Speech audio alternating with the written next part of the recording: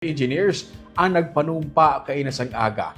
Sa tunga sa kontrobersiya nga ginapangatubang karon sa pungsod angot sa flood control projects, isa ka pagpanghangkat para sa among profesyon ang mapabili ng ilang nga core values. May report si Barbara Mijares.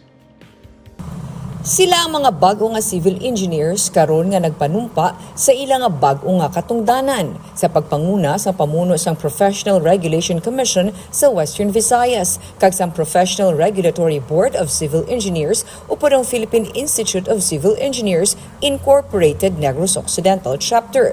Suno kay PRC Region 6 Director Romel Balisang, 14,043 ang takers ng Civil Engineering Board sa bilog nga pungsod, kag 4,268 o kung 30.39% lamang ang nakapasar.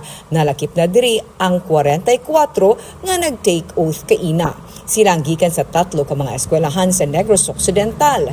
Hayag sa nawong ni Johnny Reyes nga amo ang nag-deliver sang response gikan sa mga bag-o nga civil engineers. Na-inspire siya sadto pa sang pagtukod sang bag-o nga mga buildings. 2024 siya nag-graduate pero nagtrabaho siya anay sang isa ka tuig para makasupot para iya igasto sa pagkuha sang board. Mabudlay ang civil engineering kag mas nabudlayan pagid siya kay ang iyang strand sa senior high, indi STEM o kon Science, Technology, Engineering and Mathematics. Gani double effort siya. Karon nga nalabot niya na ang iyang damgo, magluwas nga magkapangita trabaho, handom niya man nga mapatukuran sang balay ang iya nga ginikanan. First gate, dapat God gid na una. Sige, dapat may faith ka kay God. Kadua, do budlay, muna ang balila mo kung ang civil engineer ng budlay. Dapat bisan budlay, dapat pantigid ng mga porsigido kagid. Tapos nang sadya lang mula nang hihimo ko ng God, tapos sadya lang ko samtang dati ko gaskwila ko bisan ma-fail kadla lang gyapon, tapos sige padayon lang gyapon positive dapat.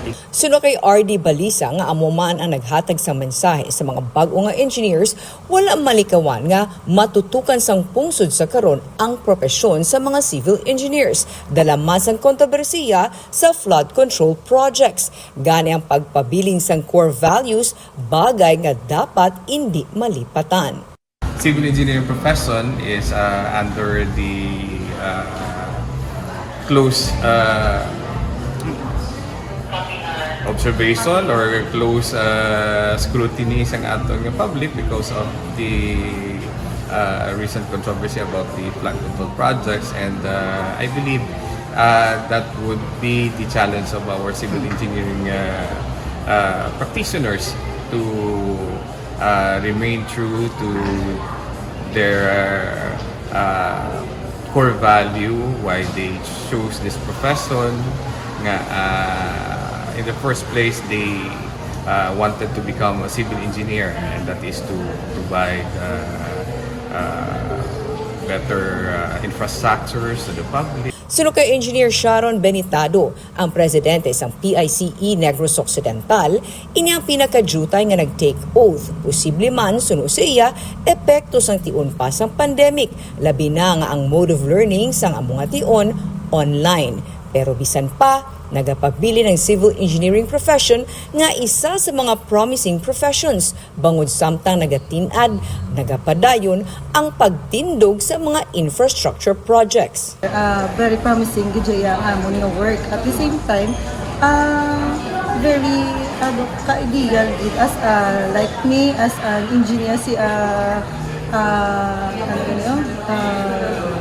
lady engineer on site. So as every year nga naga-increase ang aton nga aton nga years, I could say nga damo sa mga infrastructures nga pagid ni na build. So hindi gimawad-an ubra ang aton mga civil engineers. Ang paghatag sa maayo kag masaligan nga mga infrastructure kag pagpaayo pagid sang komunidad ang pila lamang sa ginahaboy sa karon nga pagpanghangkat sa mga civil engineers.